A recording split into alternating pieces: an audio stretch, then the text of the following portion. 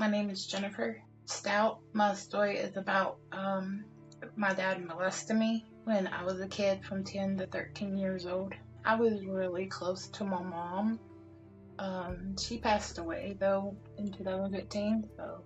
But as a kid, I was really closer to my mom, I guess, from what happened with my dad. He never whooped me or anything. He used to take me fishing a lot. Like, I was close to him there when I was little, but after he started being like kind of iffy, I just was scared of him. But he would take me fishing, but he would never hardly whoop me. He would never hardly jump on me. The thing is, it's like I block a lot of it out, and that's normal with being molested. But my mom would have to take me to doctors because I ain't gonna lie, I was trying to kill myself at 10 years old. And she couldn't figure out why. When I was in the car with him and we was going to one of our appointments when I was little, it was like a counseling appointment. I was in the driver's seat because, I was the only one in the car, so he let me right up front. And he put his right hand on my thigh and I looked up and he said, "Oh, sorry. It was an accident." But he was holding it there and I'm like, "What are you doing? Why are you putting your hand on my thigh?" I can remember waking up too and he'd be like trying to play with but I thought I was dreaming, so the sleeping medicine knocked me out. When I was 8, I saw a shadow figure. It was of a man and it looked just like my dad. He was just standing at my doorway and like he was watching me sleep. And when I rolled over to see what it was and all that, and then I rolled back over and put the blanket over my head, I couldn't take the blanket off. He's still standing there, and I hollered at my mom and I would scream for help. And when I would, it's like my mom would get up, and by the time she get up to come and see what it was or see if who it was, he'd be on the couch acting like he was asleep. So he'd be already out of the doorway. There was times when I didn't even want to go to sleep. Like after everything happened, it'd be like I would sit up. I still have insomnia. It's hard to go to sleep still to this day. Like I would want to sit up till like 3 or 4 o'clock in the morning, or not even sleep at all at night and still stay up the next day. So I couldn't sleep. I ended up having really bad insomnia at night, and she took me to a psych doctor and they put me on sleeping medicine, and he knew I couldn't wake up, so he would come in there and mess with me. And then when I was like 12, we ended up moving into a trailer, and that's when he started messing with me more. I was sleeping one night and I woke up and there was a hand over my mouth, and I thought I was dreaming, I guess from the sleeping medicine, and I ended up going back to sleep. And then my mom said she heard me holler, "Get off of me," one night, and she came in there to check on me and I was asleep, and he was laying on the couch and he was breathing heavy, and she asked him why he wasn't asleep and taking his medicine, and he said he was about out of his sleeping pills. And when she looked at his medicine, it was a full bottle. He wasn't taking his psych meds. Then after that, all I know is one day I started having really bad stomach pain, and that's when my mom was like, "Okay, well, I'm gonna just take you to the hospital and get you checked just to see why your stomach's hurting." So they thought it might have been something wrong down there to make my stomach hurt like it did. So the doctor came in there and she checked me down on my private area, and she checked me down there, and she looked at my mom and she said, "Well, it looks like there was an object stuck in her. I can't tell what it is. It's just there's been something wrong down there. Like she's been messed with."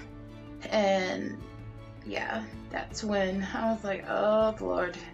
My dad actually looked at my mom when she said I was messed with. He looked at her and didn't ask, "Oh, okay, well, let's figure out who done it." He was like, "Well, is she pregnant?" That was the first thing that came out of his mouth. And so I went home and I went in my room. My mom asked me who did it, and they named my grandpa, and then they named my uncle, and then my cousins. And but I kept telling them it wasn't them, and then when they got to my dad's, I just started crying. Like, that's all I could do was cry, because, you know, I was scared. I didn't want it to be real. And it was, and I was scared because I was like only 13. I was a teenager. So my mom made him start sleeping with her. She really didn't tell nobody about it at first. I think the thing about my mom, after all this happened, I was kind of angry with her too, because I felt like she wasn't really trying to keep me safe. Like, she was keeping me safe to a point, but not how I expected a parent to be. I mean, she knew it happened. She knew. She believed me. So I was in middle school, and I went to the counselor's office, and I told him about it. I told my school counselor that my dad was messing with me, and they called CPS. But when I told her about it, she acted like she didn't know at the school. He took a lie detector's test. So when he first got arrested, he took a lie detector's test, and he failed it when he said he didn't mess with me, and he told everybody it was his nerves, and they believed him. Like, my whole dad's side of my family, and my mama, his mom, my grandma, and my sister, they all hated me. They all hated me for years, because they thought I lied on him. He made them think I lied. He ended up going to prison for 7 years. When he got arrested, they did let him out, and he came back home. And he ended up going back to jail because he wasn't supposed to come back there. He told my mom he was allowed to come back there, and she didn't know. And I wish she wouldn't have never let him come back there, because that was, it was hard to sleep then. He got out and got on probation, but he repeatedly kept going around kids and stuff when he wasn't supposed to. And they arrested him like 3 or 4 times after he got out because of that. And then finally he got off probation. Like, I think I was like in my mid-30s. He got off probation, and then after he got off probation, he still has to register as a offender. Like, state police has to know where he's at. He's still registered. He's on the registry for offender list here where I live at. And that's supposed to be the one man that ain't supposed to hurt me. And he hurt me before any other man did. It hurts when you don't have a dad to protect you, because he's the one that hurt you the worst. Even though I forgave him, it's hard to trust him. I know he's in his 60s and he has a lot of health issues. I wish my mom never gave me my sleeping pills, but she didn't know what was going on at the time. She knew. I think she knew. She just didn't want it to be happening. So I can't blame her for that, because that's the man she married from 10 to 13. And that's 3 years of traumatic abuse. And it hurts. It still hurts. I just didn't want to be here anymore. There were multiple times I tried to kill myself. I tried to kill myself all the way up until I was like in my 20s. All the way up until I was 24. And I found out that he took 2 lie detectors tests when I was 24. And he admitted it to her that he done it. And on the second lie detectors test, they asked him everything he did. And when he admitted it, he passed it. He passed the lie detector test after he said, he did it. And my sister then, she just got so angry at him because she hated me all them years. So I was 24 and pregnant, and I got to meet him after years. I got to sit down and talk to him, and I asked him why he did it. And he said one was because he was on, and then the second reason was because of my aunt, which is one of his sisters. When she was younger and my dad was younger, she would get my grandpa drunk and sit on his lap and kiss him and stuff. Yeah, it was that bad. I think I had to go to a shelter, a woman's shelter, because I had to go down there and stay where he was living, in a house where he was living out with his siblings. I think I was like in my early 30s.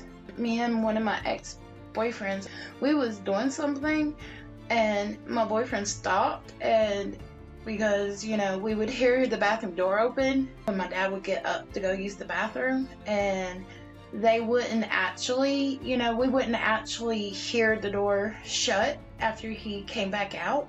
Like, we wouldn't hear his bedroom door shut. Like, he was going back to his bedroom. And my ex-boyfriend looked at a crack through the door and saw an eyeball. He was looking at us doing something. So when we went to the shelter, my mom called him on three-way to let him know where I was at and told him why. And he said, well, I didn't do that. And she said, well, I don't believe you. I believe my daughter over you. So all the way up until then, she believed me. She knew. Because he would get mad if I've had a relationship with anybody now that he's out of jail. And, I talk to him every now and then because, I forgive him, but I don't trust him by myself. But if I'm with somebody, or if I'll say I'm moving, he'll get mad and say, no, you're not. I used to be able to sleep peaceful. I'm older now. I'm a mommy myself. Well, I got diagnosed because of this with borderline personality. I ended up having, being very impulsive. I used to drink all the time. I was more of a people pleaser because of that, and I always say sorry all the time. It was very, very hard. To this day, my borderline personality, it gets to me. But I take medicines, and it helps. But yeah, it caused me to have borderline personality, and it's not fun to have it, because sometimes it can be very impulsive. You can have impulsive actions. From drinking to doing stuff without thinking about it, like, which I've never been addicted to, thank God. Being very impulsive, like spending a lot of money, not thinking before doing what before doing something, or not looking for signs in relationships and being in bad relationships, and just jumping too fast and wanting somebody to love you because you've never really been loved. And you think, well, just because a person is with you, you're loved. And yeah, I admit it. I used to be like that. I used to think because a guy has me, it was love. Medication helps me sleep. Because if I don't take medicine to help me sleep, I can't sleep. Writing helps me. I love to write. I love to write about poetry. Talking about the incident, it helps. If you keep it inside and you don't talk about it, it's like so much anger. And I know it's hard, but having to forgive that person, not for them, but forgiving them for you, it helps a whole lot to relieve. It really does. It gives you a lot of relief because you're no longer letting them keep a hold on you. Forgiving him is what helped me a lot. It doesn't mean I have to be around him all the time and trust him, but forgiving him, I had to for myself. This still hurts. But I have a 7-year-old son now, and he needs me. I am going to be 40 on December the 15th. So I'm be 40 years old right now. I'm 39. I have a house. Well, I don't own it. I rent it. But I live by myself with my 7-year-old son. I get to raise my 7-year-old. And he is amazing. He has ADHD bad, but he's an amazing kid. He keeps me on my toes. But he's a mama's boy, and it feels great because I am a wonderful parent. It feels amazing because I survived. I am a survivor. And if I can do it, anybody else can do it. And don't be scared. If you feel like nobody's going to believe you, just know that God does, and whoever you tell, the police or whoever, they'll believe you. I'm good at writing poetry. I love to write, and I love to write songs. And I go to church, and God's brought me a long way through all this. Like, he's been with me the whole time through everything. My son inspires me. That's who inspires me. If you feel like you need to get help, get counseling. If you feel like it's too hard to forgive the person that done it to you, don't until you're ready, because if you do before you're ready, it's not real and it's not going to help. But go to counseling. Write about it. Talk about it. It helps. It helps. When you talk about it, it helps.